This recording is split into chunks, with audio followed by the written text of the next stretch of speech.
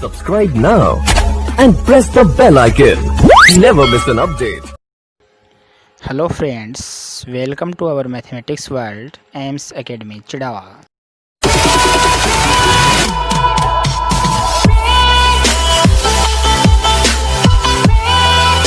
Hello friends, good morning all of you. Once again welcome AIMS Academy, Chidawa.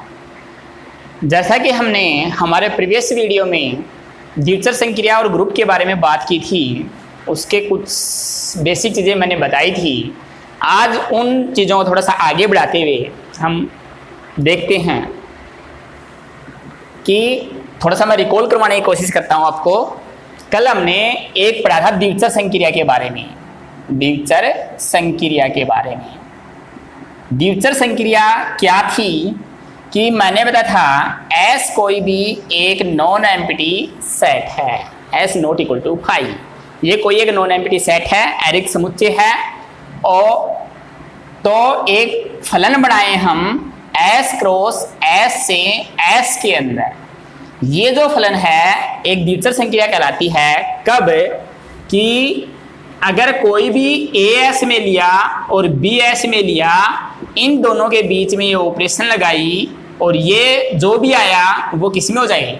S में हो जाए। अगर ऐसा हो जाएगा तो द्विचर संक्रिया बनेगी, वरना नहीं बनेगी। जैसे मैंने कल एग्जांपल दिया था आपको Z प्लस का। Z प्लस में क्या था? Z जो था उसके अंदर अवयव थे 0 plus minus 1 plus minus 2 plus minus 3 and so on चलता रहेगा।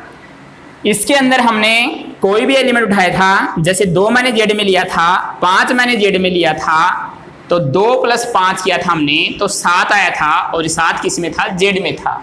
ऐसे हम Z के सब अवयव उठाएंगे और उनको प्लस करेंगे तो वापस सब के सब अवयव Z में ही आएंगे। इसका मतलब ये हुआ कि Z में प्लस संक्रिया जो है वो क्या थी? एक द्विचर संक्रिया बन गई थी। ये जो है वो Z में द्विचर संक्रिया है।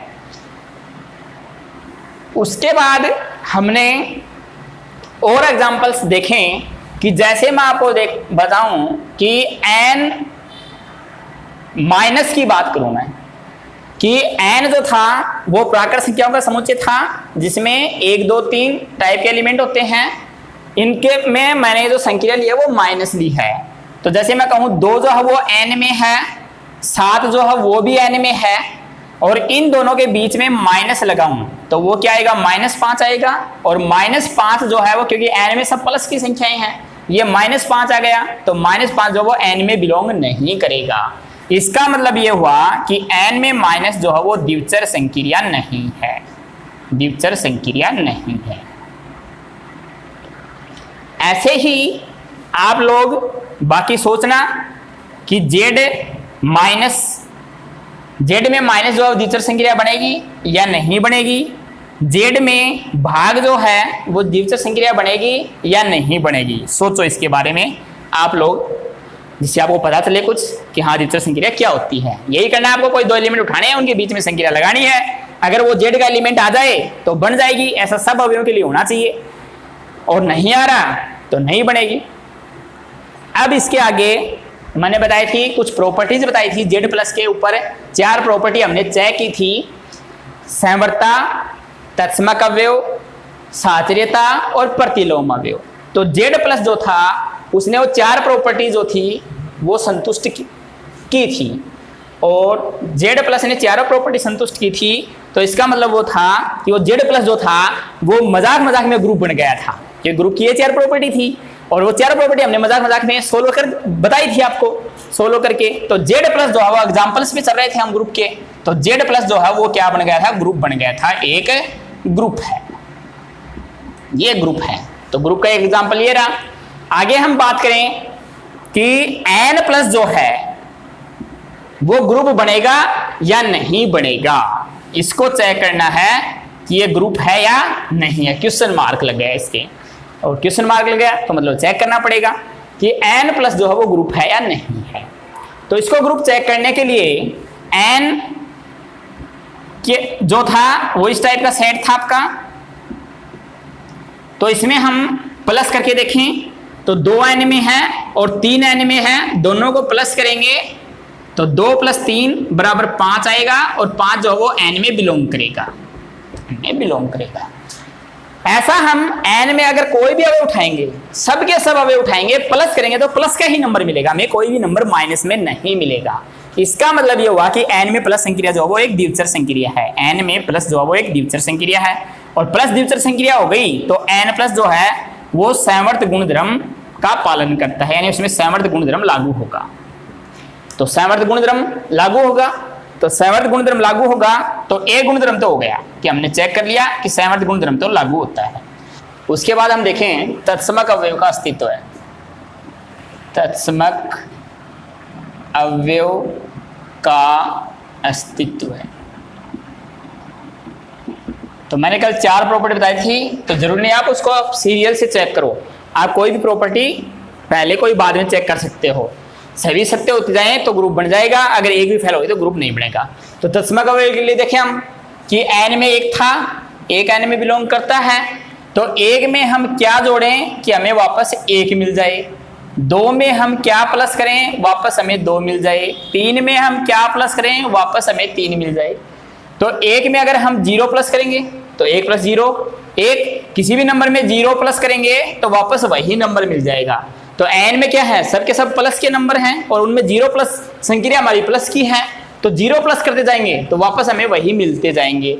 इसका मतलब e जो है वो यहाँ क्या बन गया 0, कि e जो है वो 0 है, लेकिन e जो है वो उस समुच्चय के अंदर होना भी चाहिए। तो 0 जो है वो n में बिलोंग नहीं करता, क्योंकि n जो है वो हमारा 1 से स्टार्ट है, तो ये 0 n में बिलोंग नहीं करता। तो इसका मतलब तत्समक गुण धर्म फैल हो गया, यानी हमें तत्समक अवयव n के अंदर नहीं मिला, मिल तो गया लेकिन n के अंदर नहीं मिला।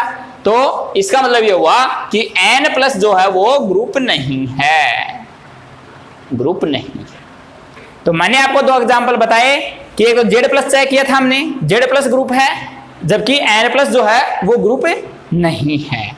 ऐसे ही आप लोग चेक करोगे कि z प्लस जो है वो एक ग्रुप है, हमने चेक कर लिया था। ऐसे ही आप r प्लस चेक करोगे, ये भी एक ग्रुप बन जाएगा। c प्लस चेक करोगे और q प्लस चेक करोगे, ये भी एक ग्रुप बन जाएगा।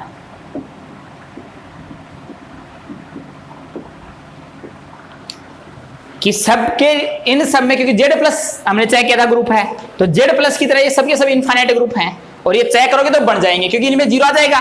क्योंकि इसमें दिक्कत कहां हुई n में दिक्कत हो गई 0 की, क्योंकि 0 बिलोंग नहीं करता n में, इनमें 0 बिलोंग कर जाएगा, तो तत्समक अवयव मिल जाएगा आपको। प्रतिलोम की बात करें तो प्रतिलोम भी मिल जाएगा। तो सोचना इनके बारे में, ये ग्रुप बनेंगे। तो ये थी इनफाइनाइट ग्रुप की बात।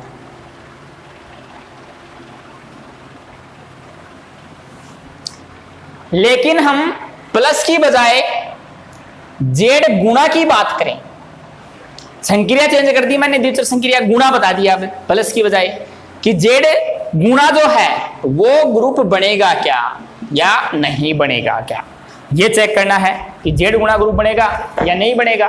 तो ये चेक करने के लिए, क्योंकि जेड आपका क्या था 0, प्लस वाले नंबर भी होंगे माइनस वाले भी होंगे, तो ये आपका जेड था सेट ऑफ इंटीजर्स। तो जेड में अब संक्रिया गुणा हो गई, तो इसको चेक करना है। तो जैसे पहला गुणधर्म था संवर्त गुणधर्म, संवर्त गुणधर्म हम चेक करें। संवर्त गुणधर्म के लिए क्या है कि कोई भी नंबर उठाए जेड में, 1 उठाया जेड में, 3 उठाया जेड में, तो क्या करें दोनों को गुणा करें, तो 1 गुणा 3 क्या आएगा 3 आएगा, और 3 आएगा तो 3 जेड में बिलोंग करता है। तो ये तो प्लस के नंबर उठाए। ऐसे कोई माइनस का उठाए देखूं कि -2 जो है वो जेड में है, और प्लस का 5 जो है वो जेड में है, दोनों को गुणा करूं -2 गुणा 5 तो कितना आएगा माइनस का 10 आएगा, और -10 भी जेड में मिलेगा आपको, ऐसे चलता जाएगा +3 +4 +-4 तो माइनस वाला मिलेगा। तो चाहे प्लस का ले हो चाहे माइनस का ले हो, कोई भी नंबर लेोगे गुणा करोगे, ऐसा जेड के सब अभी उठा के देखने पड़ेंगे, तो सबके लिए क्या हो जाएगा संवर्त, ये वापस आपको जेड में मिलता जाएगा। तो इसका मतलब जेड में संवर्त गुणधर्म लागू होता है। तो जेड में गुणन संक्रिया के लिए संवर्त गुणधर्म लागू होता है।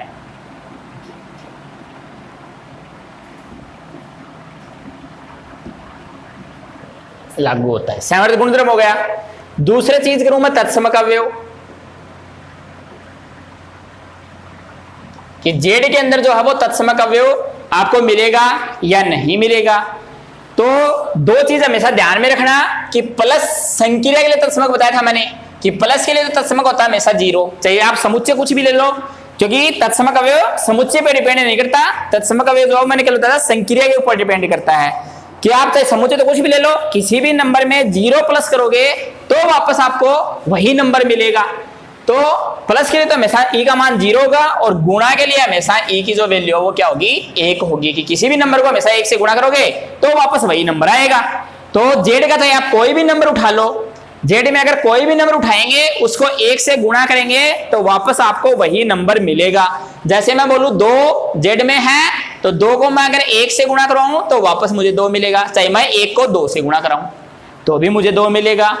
3 उठाऊं कि 3 जो वो भी जेड में है, 3 को अगर 1 से गुणा कराऊं तो मुझे 3 मिलेगा, और चाहे मैं 1 को 3 से गुणा कराऊं तो भी मुझे 3 मिलेगा। या मैं कोई माइनस का उठाऊं कि -5 जो वो जेड में है तो -5 को भी 1 से गुणा करवाऊंगा तब मुझे -5 मिलेगा, और इसका उल्टा भी यही होगा कि 1 को -5 से गुणा करवाऊं तो भी मुझे -5 मिलेगा।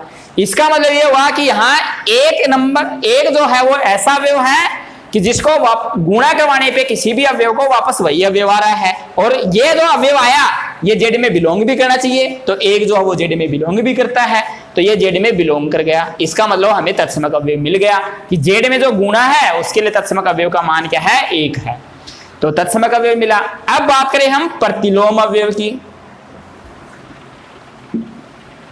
यानी कैसे भी चेक कर सकते हैं, उसके बाद साचर्य की, चाहे हम स्टार्टिंग में साचर्य चेक कर लो उसके बाद बात करें। तो अगली बात आती है प्रतिलोम अवयव का अस्तित्व चेक करें हम। अगली कंडीशन कि प्रतिलोम हमें मिलता है या नहीं मिलता। तो प्रतिलोम के लिए 2 जो कोई भी नंबर उठा लो अपनी इच्छा से, 2 जो वो जेड में है, तो प्रतिलोम की परिभाषा मैंने बताई थी कि ए को अगर बी से संक्रिया करवाऊंगा तो क्या आना चाहिए ई आना चाहिए, और इसका उल्टा भी होना चाहिए कि चाहे मैं B को A से संक्रिया करवाओ तो भी क्या आना चाहिए E आना चाहिए। इसका मतलब मैंने बताया था कि B जो है वो A का क्या है इनवर्स है, प्रतिलोम है। तो मुझे यहां देखना है कि A अगर मैं Z में लेके चलूं तो A के लिए मैं किससे संक्रिया कराऊं वापस मुझे E मिल जाए। तो E मैंने बताया है Z में E की वैल्यू कितनी है 1 है, Z में जो E की वैल्यू है वो 1 है। तो 2 जेड में है तो 2 को किससे गुणा कराऊं कि मुझे तत्समक क्या मिल जाए 1 मिल जाए। तो इसका मतलब 1 बटा 2 से करवाना पड़ेगा। 2 को 1/2 से करवाया तो 2 से 2 कैंसिल 1 मिल जाएगा, या इसका उल्टा भी 1/2 × 2 तो भी 1 मिलेगा। तो यहां 2 का जो प्रतिलोम है वो क्या मिला 1/2 मिला, लेकिन जो प्रतिलोम बनेगा वो उस सेट में होना भी चाहिए। तो 1/2 टाइप की जो चीजें हैं वो जेड में नहीं है, क्योंकि जेड में तो +1 +2 +3 इस टाइप की हैं, अपोन वाली कोई भी चीज नहीं है। तो 1/2 जो है वो किस में बिलोंग नहीं कर रहा, जेड में बिलोंग नहीं कर रहा। इसका मतलब जेड के अगर एक भी अवयव का प्रतिलोम अवयव नहीं मिला, ऐसे 3 में देखोगे 3 को 1/3 से करवाओगे तब आपको 1 मिलेगा, 4 को 1/4 से करवाओगे तब आपको 1 मिलेगा। इसका मतलब ये हुआ कि ये जो भी मिल रहे हैं ये जेड में नहीं है। तो जेड में प्रतिलोम अवयव विद्यमान नहीं है, और प्रतिलोम अवयव विद्यमान नहीं है जिसके लिए गुणा संक्रिया के लिए, तो जेड गुणा जो है वो एक ग्रुप नहीं है,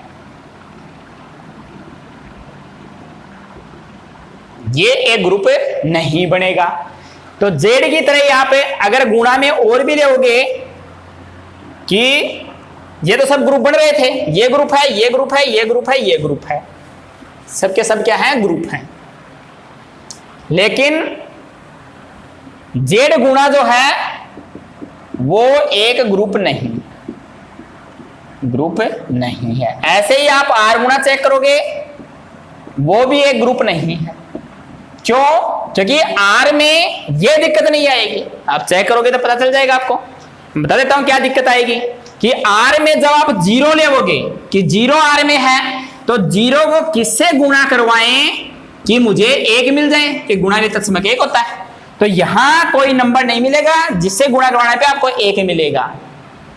और क्योंकि किसी भी नंबर को अगर 0 से करवाओगे तो वापस आपको a कभी नहीं मिलेगा और ये नहीं मिलेगा। तो R में जो है गुणन संक्रिया के लिए 0 का तत्समक अवयव विद्यमान नहीं है। तत्समक अवयव प्रतिलोम अवयव विद्यमान नहीं।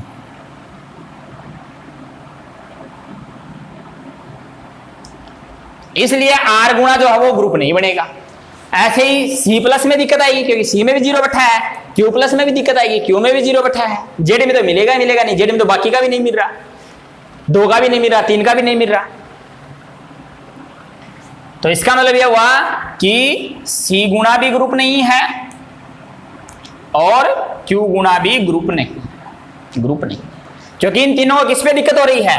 0 में दिक्कत हो रही है कि 0 का प्रतिलोम नहीं मिला इनमें। और Z में तो आपको 2, 3, 4 का नहीं मिल रहा, Z में 1 का मिल जाएगा, -1 का मिल जाएगा।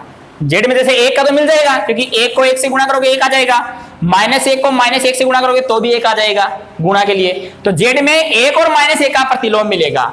1 और -1 के अलावा आप किसी भी नंबर का प्रतिलोम चेक करोगे गुणा संक्रिया के लिए, संक्रिया है गुणा संक्रिया के लिए नहीं मिलेगा।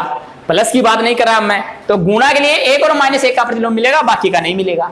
और इनमें भी 1 और -1 का तो मिल जाएगा, 2 का ही मिल जाएगा, 3 का ही मिल जाएगा इनमें तो। लेकिन इनमें क्या दिक्कत होगी? इनमें 0 का प्रतिलोम नहीं मिलेगा। तो एक भी अवयव का अगर नहीं मिला तो ग्रुप नहीं बनेगा, तो ये ग्रुप नहीं बनेंगे। तो इसका मतलब ये हुआ कि R जो है उस R में अगर मैं 0 को हटा दूं, क्योंकि दिक्कत किसमें है? इन तीनों में केवल 0 पे दिक्कत है, उनमें तो बहुत सारी दिक्कत है Z में तो, लेकिन इनमें 0 पे दिक्कत है। तो अगर मैं इसमें से 0 हटा दूं, 0 हटाने के बाद चेक करूं तो एक ग्रुप बन जाएगा। तो 0 हटाने के बाद जो सिंबल यूज किया जाता है उसको R* से लिखा जाता है। R* का मतलब है कि जो आपके रियल नंबर का सेट है, वास्तविक संख्याओं का समुच्चय है, उनमें से 0 आपने क्या किया? हटा दिया। तो या तो कुछ राइटर तो इसको इससे लिखते हैं और कुछ राइटर जो होते हैं वो इसको R0 से भी लिखते हैं। R0 का भी मतलब ये है कि R में वो 0 जो है वो शामिल नहीं है, 0 को आपने आउट कर दिया है। तो ऐसे R*, Q* और C*। तो 0 हटाने के बाद ये जो R* है ये गुणा के लिए क्या बन जाएगा? एक ग्रुप बन जाएगा। तो R* गुणा C* गुणा एक ग्रुप है, ये भी ग्रुप है, और Q* गुणा भी एक ग्रुप है। Z वाला नहीं बनेगा क्योंकि Z में तो और बहुत सारों के भी प्रतिलोम नहीं मिले, 2 का नहीं मिला, 3 का नहीं मिला, 4 का नहीं मिलेगा, तो Z वाला नहीं है। तो ये अगर 0 पे दिक्कत थी उनमें, 0 हमने हटा दिया तो हटाने के बाद ये क्या बन जाएंगे? ग्रुप बन जाएंगे। तो ये थे सब के सब ऐसे ग्रुप जिनमें इनफाइनाइट एलिमेंट थे, कि सब में इनफाइनाइट एलिमेंट चले हुए हैं। अब हम बात करते हैं कि अगर आपके पास फाइनाइट नंबर हो, कि उस ग्रुप एक ऐसा सेट दे दे जिसके अंदर एलिमेंट जो है वो फाइनाइट हैं, और फाइनाइट एलिमेंट हैं, उसको कैसे चेक करेंगे कि वो ग्रुप है या नहीं है?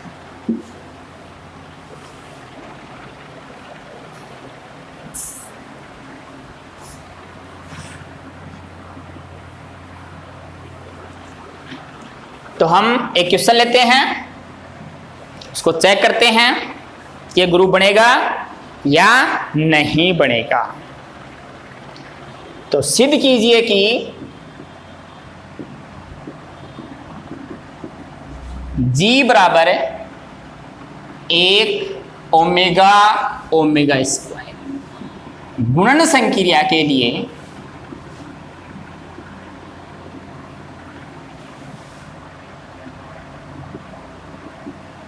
एक ग्रुप है। गुणन संक्रिया के लिए एक ग्रुप है जहां G सम्मिश्र संख्याओं का समुच्चय है, क्योंकि ओमेगा और ओमेगा स्क्वायर क्या है? सम्मिश्र संख्या है। सम्मिश्र संख्याओं का समुच्चय है।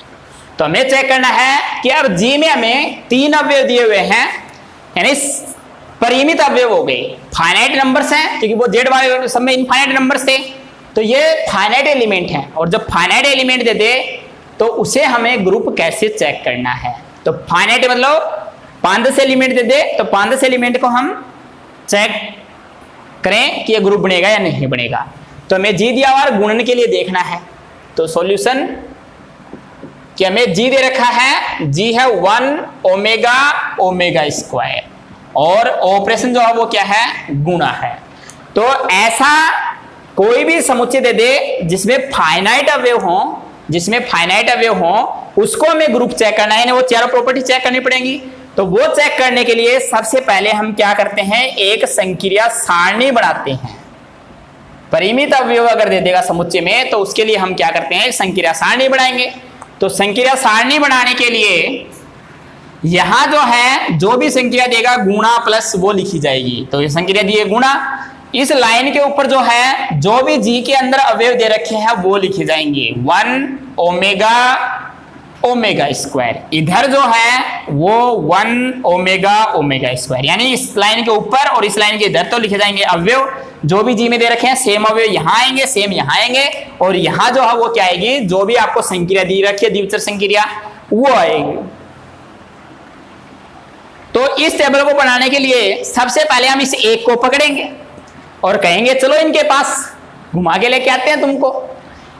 तो इस एक को पकड़ा और इस एक के पास लेके गए, बीच में ऑपरेशन क्या लगानी है, गुणा, क्योंकि दो चरों के बीच ऑपरेशन लगाई जाएगी, कोई भी संक्रिया वो दो चरों के बीच लगेगी। तो एक को गुणा करवाए एक से तो एक आएगा, एक को गुणा करवाएंगे ओमेगा से तो ओमेगा आएगा, एक को गुणा करवाएंगे ओमेगा स्क्वायर से तो ओमेगा स्क्वायर आएगा। फिर कहेंगे तुम घूम के आ जाओ थोड़ी देर, इसको छोड़ देंगे, दूसरे को पकड़ेंगे कि तू आ इधर, तो दो को इस दूसरे नंबर को पढ़ा ओमेगा को गुणा करवाएंगे इसे एक से तो ओमेगा आएगा, ओमेगा को गुणा करवाएंगे ओमेगा से तो ओमेगा स्क्वायर आएगा, ओमेगा को गुणा करवाएंगे ओमेगा स्क्वायर से तो ओमेगा क्यूब आएगा, और ओमेगा क्यूब का मान एक होता है, कॉम्प्लेक्स नंबर में पढ़ के आए आप ओमेगा। उसके बाद उसका काम पूरा हो गया, उसके बाद कहेंगे तुम घूमो अब आराम से, इधर आओ, ओमेगा स्क्वायर को बुलाएंगे कि कहां जाते हो, इधर आओ, ओमेगा स्क्वायर को पकड़ा, 1 से करवाया ओमेगा स्क्वायर को ओमेगा से करवाया ओमेगा क्यूब 1, ओमेगा स्क्वायर को ओमेगा स्क्वायर से करेंगे ओमेगा की पावर 4 तो ओमेगा क्यूब तो 1 हो जाएगा तो ओमेगा आएगा।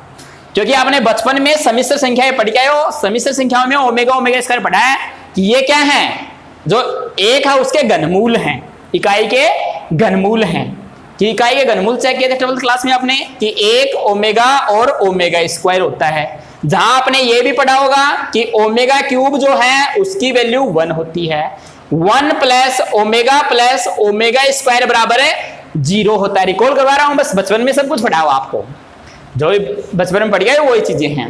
और ओमेगा की जो वैल्यू होती है -1 प्लस माइनस √3 आइटा बाई 2। तो ये सब चीजें, तो यहां हम ओमेगा क्यूब को यूज कर रहे हैं कि ओमेगा क्यूब की वैल्यू 1 होती है। तो ये हमने सारणी बना ली कि ऐसे क्वेश्चन में सबसे पहले हम संख्या सारणी बनाएंगे, तो ये सारणी बना ली। अब हम गुणधर्म चेक करते हैं। तो पहला गुणधर्म है संवर्तता, क्लोजर प्रॉपर्टी। तो संवर्तता के लिए, संवर्तता में हम क्या करते थे, कोई दो अवयव उठा रहे थे, उनके बीच में संक्रिया लगाते थे, संक्रिया लगाने के बाद जो भी अवयव आता था वो उसी समुच्चय का होना चाहिए था, उसी सेट का बनना चाहिए। अगर उसी सेट में होगा तब तो संवर्त गुणधर्म लागू होगा, वरना नहीं होगा। तो हमने यही काम किया है, दो अवयव उठाए हैं, उनके बीच में संक्रिया लगाई है, संक्रिया लगाने के बाद ये अवयव आए हैं और ये अवयव आए हैं, तो इन अवयवों को गौर से देखो, इनमें क्या है, 1 है, ओमेगा स्क्वायर है, तीनों वही अवयव हैं जो किसके अंदर है, जी के अंदर है, कोई भी अवयव उससे बाहर नहीं है। जी में 3 ही अवयव हैं, तो एक ओमेगा और ओमेगा स्क्वायर, तो यहां भी वो 3 ही अवयव आ रहे हैं घूम घूम के। तो अगर इनमें एक अवयव बाहर चला जाता तो हम कह देते संवर्त गुणधर्म लागू नहीं हुआ, क्योंकि दो चरों को हमने गुणा करवाया, गुणा करवाने पे वो जी से बाहर चला गया। तो संक्रिया सारणी से ये स्पष्ट है कि संक्रिया सारणी के जो भी अवयव हैं वो सब के सब समुच्चय जी के अवयव हैं, और समुच्चय जी के अवयव हैं तो संवर्त गुणधर्म लागू होता है। तो इसमें लिखना पड़ेगा आपको कि संक्रिया सारणी से हम देखते हैं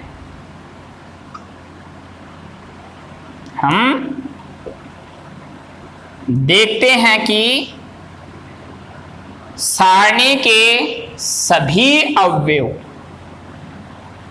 समुच्चय जी के ही अवयव हैं, जी के ही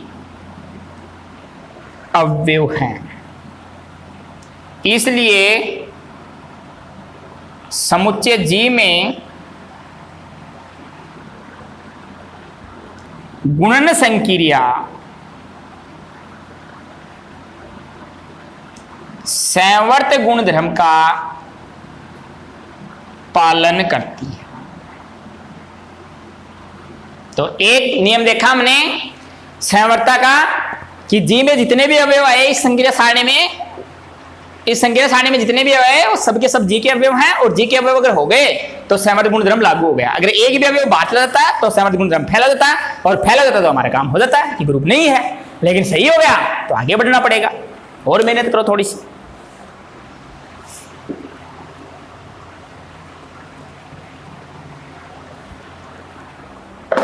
तो अगला गुणधर्म है तत्समक अवयव का अस्तित्व।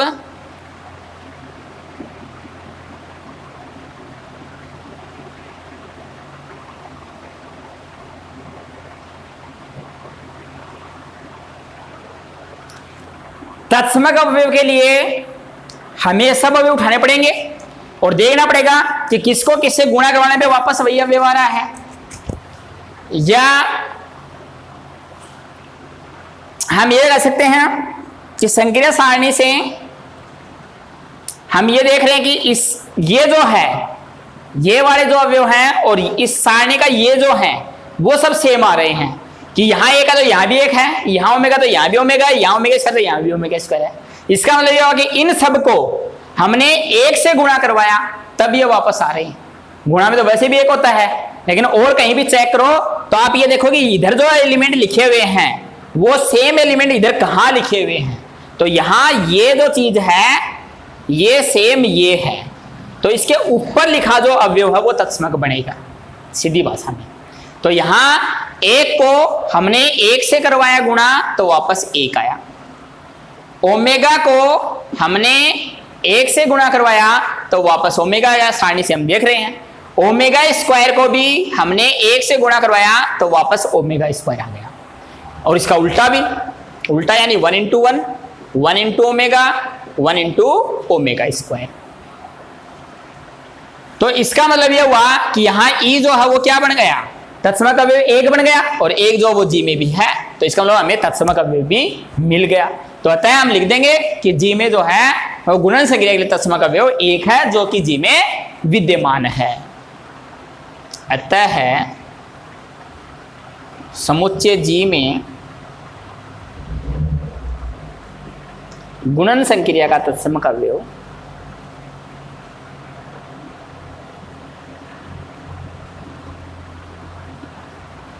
एक है जो कि जी में विद्यमान है।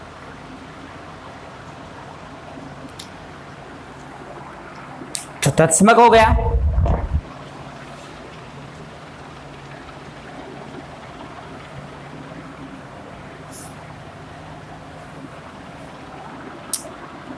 अगला हम देखते हैं प्रतिलोम अवयव का अस्तित्व। तीसरा गुणधर्म मिला था, कैसे भी चेक कर लो, हमें तो सबके सब जब तक सही होते जाए तब तक चेक करते रहो, जब भी गलत हो जाए तो बोल दो नहीं है ग्रुप। तो तीसरा गुणधर्म है प्रतिलोम अवयव का अस्तित्व है। तो प्रतिलोम की परिभाषा मैंने बताई थी कि ए को मैं किससे संक्रिया करवाऊं कि मुझे तत्समक अवयव ई मिल जाए। तो वहां मैंने बी के लिए बोला था कि बी से करवाने पे ई मिलेगा, तो बी बराबर क्या होगा, ए का इनवर्स होगा। और इसका उल्टा भी था, बी स्टार ए, चाहे ए को बी से करवाओ चाहे बी को ए से करवाओ, एक दूसरे का प्रतिलोम हो जाएगा कि ए का प्रतिलोम बी बोल सकते हो चाहे बी का प्रतिलोम ए बोल सकते हो। तो इसके लिए मुझे एक अवयव उठाना पड़ेगा और उसको देखना पड़ेगा कि ई कैसे बन रहा है। तो यहां हमारा ई की वैल्यू एक आई, तो एक आई, तो अब हमें संक्रिया सारणी से चेक करनी सब चीजें, तो इसको मैं हटा देता हूं, संक्रिया सारणी पे आते हैं। तो प्रतिलोम देखने के लिए आप लोगों को क्या करना है,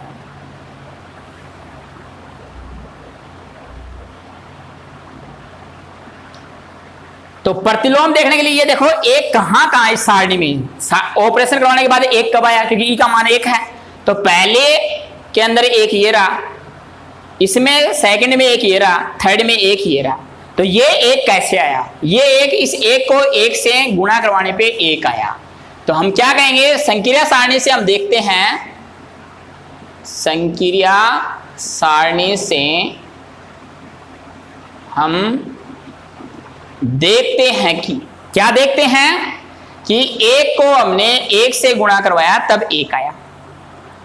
सेकंड में एक कैसे आया? यहां सारणी में इस ओमेगा को इस ओमेगा स्क्वायर से, यानी ये एक है, इस एक के इधर जाओ और इस एक के ऊपर जाओ, तो यानी इस अवयव को इससे गुणा करवाया तब एक आया ये। तो ओमेगा इंटू ओमेगा स्क्वायर करने पे एक आया।